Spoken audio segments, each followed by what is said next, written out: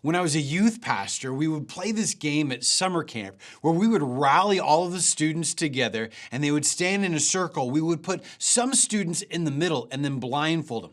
They would have a partner on the outside and their role was to be able to try to lead them to safety with just their voice. Now, the role of everybody else on the outside was to be able to create chaos so they couldn't hear the voice of the person that was providing safety. And if you're on the outside, you were trying to lead these people in the middle to try to run into one another. So it was chaos. Super fun game. But man, it was so hard to be able to tune in to that voice of safety. Well, my name is Trent Jenkins. I'm one of our pastors here at North Coast Church. Thanks for joining us for today's Daily Dose. And we're looking at the I am statements. And I am the good shepherd.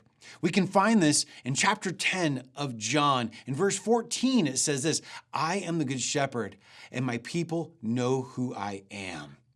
Why is this?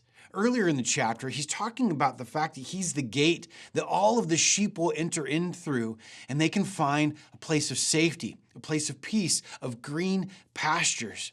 Matter of fact, it says that my people know me so well that they will follow me. And if they hear a stranger's voice, they're not going to follow it. They're actually going to run away.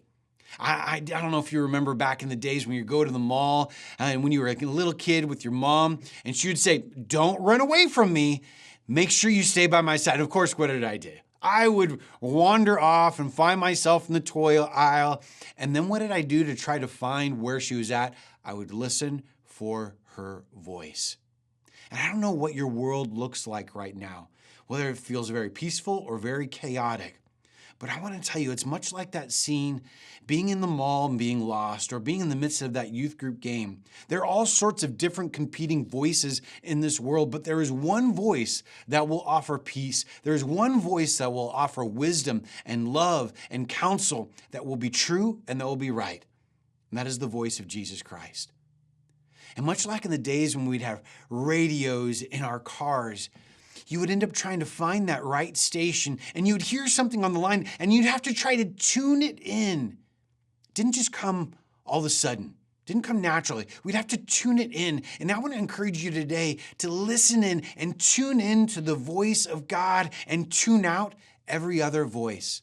Every other voice than the voice of God has competing interests.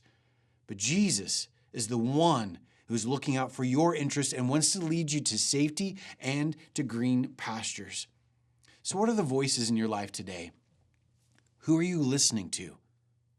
Are you listening in and becoming intimately familiar with the voice of the Father? Or are you letting everybody else tune in and chime in? Is he the number one source you're going for? Are you going for every podcast or the news feed on TikTok or Instagram? Or are you saying, you know what, Jesus? I want to hear from you today. If you want to hear from him, set time aside, be intentional with that time, and tune him in and tune others out. Thanks for joining us for today's Daily Dose.